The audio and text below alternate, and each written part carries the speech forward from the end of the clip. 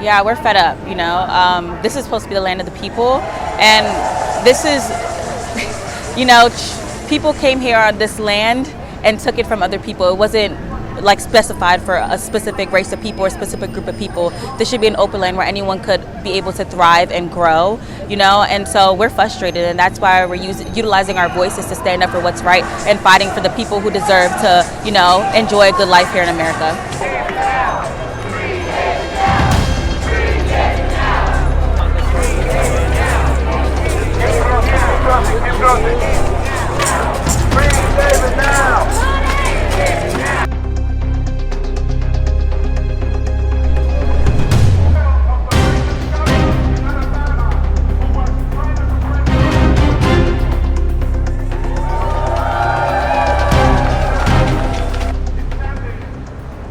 There is an underlying current of racism that we are all seeing.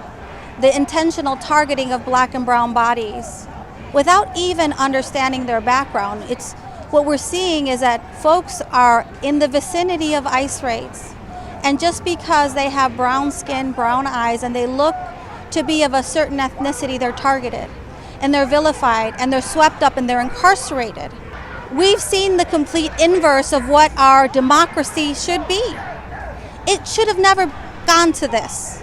And I think the American people need to wake up and see that what we're seeing is not just inhumane, it's unconstitutional. It goes against our American values. We should not and cannot stand for this. We need to advocate, and we need to continue to demonstrate like my colleagues are doing here. Well, I think we're in a time in this country where it's very important for different diverse communities who might feel that they don't have connections to each other to start working together to join this resistance that is growing in this country. Important thing to understand for people is that the immigrant workers who work in all of our cities are a very important part of our economy and our community. And the people behind me here do hard work day in and day out here in Washington, D.C. And we are here, the whole community, to express our support for the attacks on the immigrant community.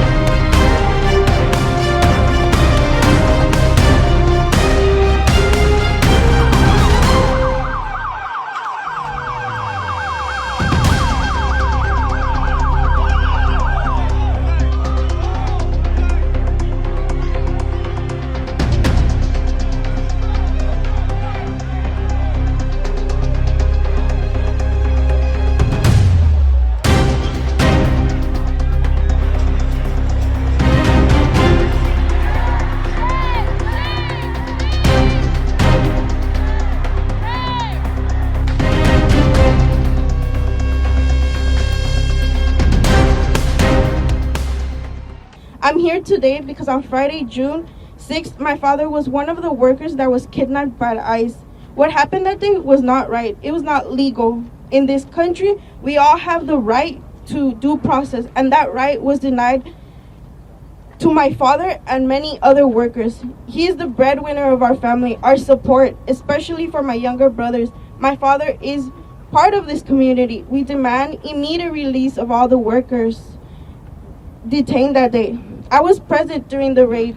I saw with my own eyes the pains of the families, crying, screaming, not knowing what to do, just like me. That's why the families demand free of all workers, legal representation, and due process.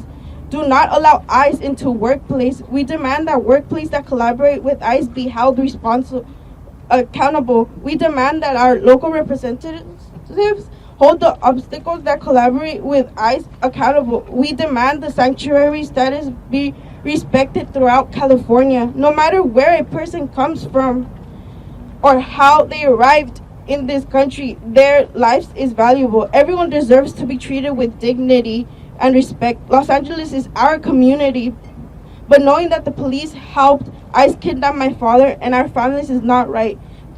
The treatment they received is not right. We demand justice now. The ICE raids in Los Angeles are nothing less than a direct attack on working class immigrants, people who are simply going to work, trying to make an honest living, to make ends meet for their families, to put food on the table.